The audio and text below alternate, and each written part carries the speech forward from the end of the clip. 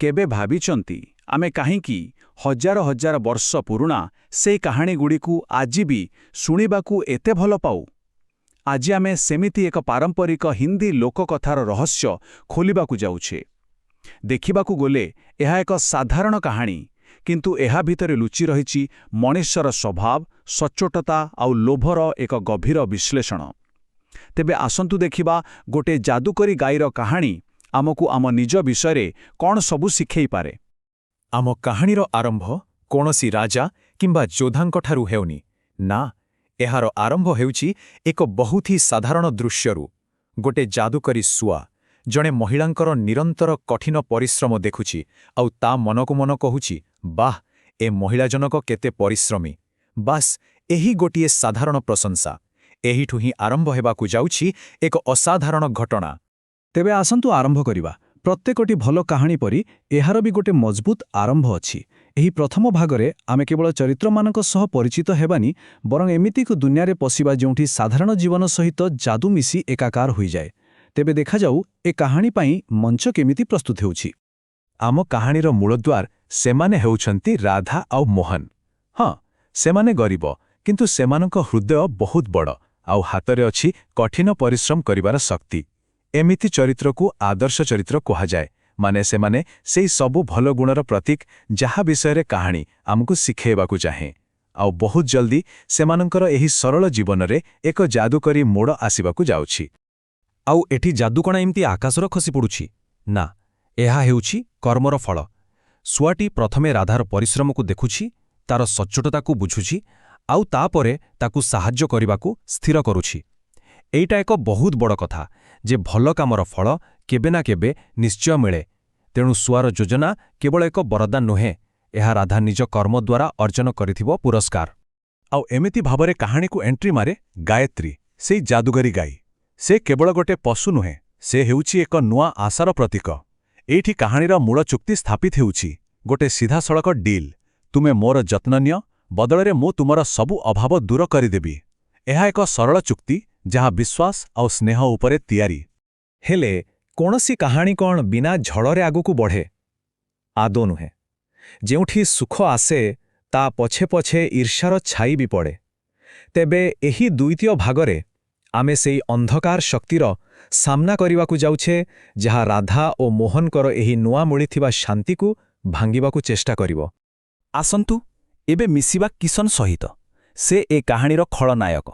ହେଲେ ତାର ଅସ୍ତ୍ର କ'ଣ ଜାଣିଛନ୍ତି? କୌଣସି ଖଣ୍ଡା କି ତରବାରୀ ନୁହେଁ।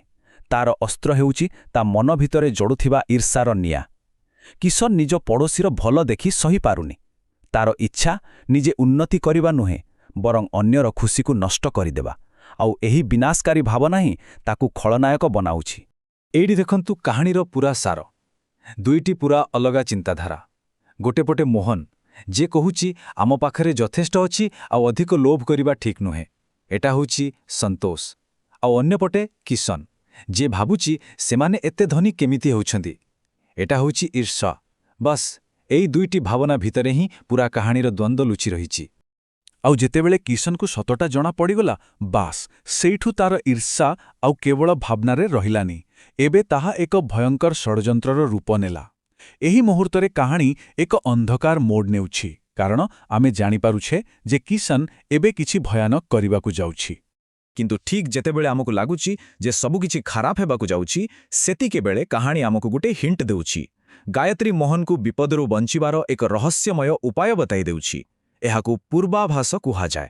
ଏହା କେବଳ ଗୋଟେ ଲାଇନ୍ ନୁହେଁ, ଏହା ଗୋଟେ ପ୍ରତିଶ୍ରୁତି ଯେ ଅନ୍ଧାର ଯେତେ ବି ଗଭୀର ହେଉ, ଆଶାର କିରଣଟିଏ ବାକି ଅଛି ଆଉ ଭଲର ଜୟ ନିଶ୍ଚୟ ହେବ। ଆଉ ଏବେ ଆମେ ପହଞ୍ଚିଗଲୁ କାହାଣୀର ସବୁଠୁ ରୋମାଞ୍ଚକ ମୋଡ଼ରେ, କ୍ଲାଇମ୍ୟାକ୍ସ। ଏଠାରେ ଭଲ ଆଉ ମନ୍ଦ ମୁହାଁମୁହିଁ ହେବେ ଆଉ ସବୁ କିଛି ବାଜିରେ ଲାଗିଛି। ଏହିଠାରେ ହିଁ କାହାଣୀର ଭାଗ୍ୟ ନିର୍ଦ୍ଧାରଣ ହେବ। ଆଉ ଶେଷରେ କିଶନର ଈର୍ଷା ତାକୁ ସେହି ପାପ କରାଇ ହିଁ ଦେଲା। ସେ ଗାୟତ୍ରୀକୁ ମାରିଦେଲା। ଏମିତି ଲାଗିଲା ଯେମିତି ମନ୍ଦ ହିଁ ଜିତିଗଲା, ସଚ୍ଚୋଟତା ହାରିଗଲା ଆଉ ଲୋଭର ବିଜୟ ହେଲା। ଏହା କାହାଣୀର ସବୁଠାରୁ ନିରାଶାଜନକ ମୁହୂର୍ତ୍ତ, ଯେଉଁଠି ସବୁ ଆଶା ଯେମିତି ଶେଷ ହୋଇଯାଇଛି। ହେଲେ ମନେ ଅଛି ସେଇ ଇଙ୍ଗିତ, ସେଇ ପ୍ରତିଶ୍ରୁତି? ମୋହନ ଗାୟତ୍ରୀର କଥା ମନେ ପକାଉଛି। ଏଇଟା ଖାଲି ଯାଦୁ ନୁହେଁ, ଏଇଟା ହେଉଛି ବିଶ୍ୱାସ ଆଉ ଭଲପାଇବାର ଶକ୍ତି। ମୋହନର କାମ ଦେଖେଇ ଦେଉଛି ଯେ ମନ୍ଦ କାମର ପ୍ରଭାବ କିଛି ସମୟ ପାଇଁ ରହିପାରେ, କିନ୍ତୁ ଭଲପଣର ମୂଳଦୁଆ ବହୁତ ମଜବୁତ। ଗାୟତ୍ରୀର ପୁନର୍ଜୀବନ ହିଁ ଏହାର ପ୍ରମାଣ। ଏବେ ଟିକେ କିଶନ କଥା ଭାବନ୍ତୁ। ଯାହାକୁ ସେ ମାରିଦେଇଛି ବୋଲି ଭାବିଥିଲା, ସେ ତା ଆଖି ସାମ୍ନାରେ ଜୀବିତ। ତାର ସବୁ ଷଡ଼ଯନ୍ତ୍ର, ତାର ସବୁ ଈର୍ଷ୍ୟା, ସବୁ କିଛି ମାଟିରେ ମିଶିଗଲା। ଏହା କେବଳ ମନ୍ଦର ପରାଜୟ ନୁହେଁ, ଏହା ଏକ ଶକ୍ତିଶାଳୀ ବାର୍ତ୍ତା ଯେ ଯେଉଁମାନେ ଅନ୍ୟର କ୍ଷତି କରିବାକୁ ଚେଷ୍ଟା କରନ୍ତି, ସେମାନଙ୍କର ସବୁ ଚେଷ୍ଟା ଶେଷରେ ବ୍ୟର୍ଥ ହୁଏ। ଝଡ଼ ତ ଥମିଗଲା, କିନ୍ତୁ ତା ପରର ଶାନ୍ତି। କାହାଣୀ ଏବେ ବି ସରିନି। ମୁଖ୍ୟ ସଂଘର୍ଷ ସିନା ସରିଯାଇଛି, ହେଲେ ଏବେ ସମୟ ଆସିଛି ଫଳାଫଳକୁ ଦେଖିବାର। ଏହି ଭାଗରେ ଆମେ ଦେଖିବା ଯେ କାହାଣୀରୁ ମିଳିଥିବା ଶିକ୍ଷାର ପ୍ରକୃତ ପରୀକ୍ଷା ଏବେ ଆରମ୍ଭ ହେବ। ଆମେ ଭାବୁଥିଲୁ ଲୋଭର ଖେଳ ସରିଗଲା, କିନ୍ତୁ ନା, କାହାଣୀ ଏବେ ଆଉ ଗୋଟି ପରୀକ୍ଷା ଆଣୁଛି। ଏଥର ଲୋଭ କୌଣସି ପଡ଼ୋଶୀ ମନରେ ନୁହେଁ, ବରଂ ଗାଁର ସବୁଠୁ କ୍ଷମତାଶାଳୀ ଲୋକ ମୁଖିଆଙ୍କ ମନରେ ଆସୁଛି। ଏହା ଦେଖାଉଛି ଯେ ଲୋଭ ଯେତେବେଳେ କ୍ଷମତା ସହ ମିଶିଯାଏ, ସେତେବେଳେ ତା ଆହୁରି ଭୟଙ୍କର ହୋଇଯାଏ।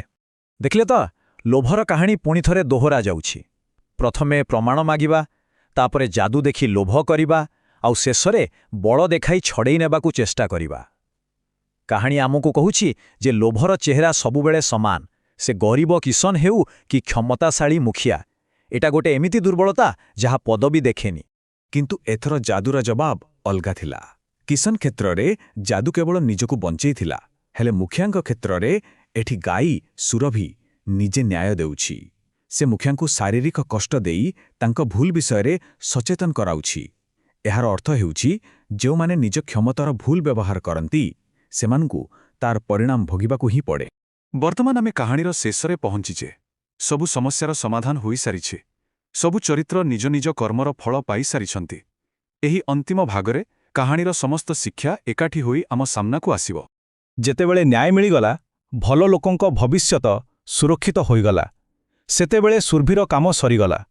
ସେ ଚାଲିଗଲା। ଏଇଟା ବହୁତ ଗୁରୁତ୍ୱପୂର୍ଣ୍ଣ। ଯାଦୁ ସବୁଦିନ ପାଇଁ ରୁହେ ନାହିଁ, କିନ୍ତୁ ତାଠୁ ମିଳିଥିବା ଶିକ୍ଷା ଆଉ ସୁଖ ସବୁଦିନ ପାଇଁ ରହିଯାଏ। ରାଧା ଆଉ ମୋହନ ଏହି ଶାନ୍ତି ନିଜର ଭଲ ଗୁଣ ପାଇଁ ହିଁ ପାଇଛନ୍ତି। ତେବେ ଶେଷରେ ଆମେ ଏହି କାହାଣୀରୁ ପାଇଲେ କ'ଣ? ଏହା ଖାଲି ଗୋଟେ ଯାଦୁକରୀ ଗାଈର କାହାଣୀ ନୁହେଁ, ଏହା ଏକ ଦର୍ପଣ। ଗୋଟେ ପଟେ ଦୟା, ପରିଶ୍ରମ ଆଉ ସନ୍ତୋଷ, ଯାହାର ଫଳ ମିଠା, ଆଉ ଅନ୍ୟପଟେ ଈର୍ଷ୍ୟା, ଲୋଭ ଆଉ ଅହଙ୍କାର, ଯାହାର ପରିଣାମ କେବଳ ବିନାଶ। ଏହି ଶିକ୍ଷାଗୁଡ଼ିକ ଏତେ ସରଳ ଆଉ ସତ୍ୟ ଯେ ହଜାର ହଜାର ବର୍ଷ ପରେ ବି ଏ କାହାଣୀ ଆମ ମନକୁ ଛୁଇଁଯାଏ। ତେବେ ଏ କାହାଣୀ ଆମ ପାଇଁ ଗୋଟେ ବଡ଼ ପ୍ରଶ୍ନ ଛାଡ଼ିଯାଏ। ଆମ ସମସ୍ତଙ୍କ ଜୀବନରେ ଯାଦୁକରୀ ଗାଈ ପରି ସୁଯୋଗ ଆସେ, ତାହା ସଫଳତା ହେଉ, ସମ୍ପର୍କ ହେଉ କିମ୍ବା ସମ୍ପତ୍ତି। ପ୍ରଶ୍ନ ହେଉଛି, ଯେତେବେଳେ ଆମ ଜୀବନରେ ସେମିତି କିଛି ଯାଦୁକରୀ ଉପହାର ଆସିବ, ସେତେବେଳେ ଆମେ ରାଧା ଓ ମୋହନଙ୍କ ପରି ସନ୍ତୁଷ୍ଟ ରହିବା, ନା କିଶନ ଏବଂ ମୁଖିଆଙ୍କ ପରି ଲୋଭରେ ଅନ୍ଧ ହୋଇଯିବା?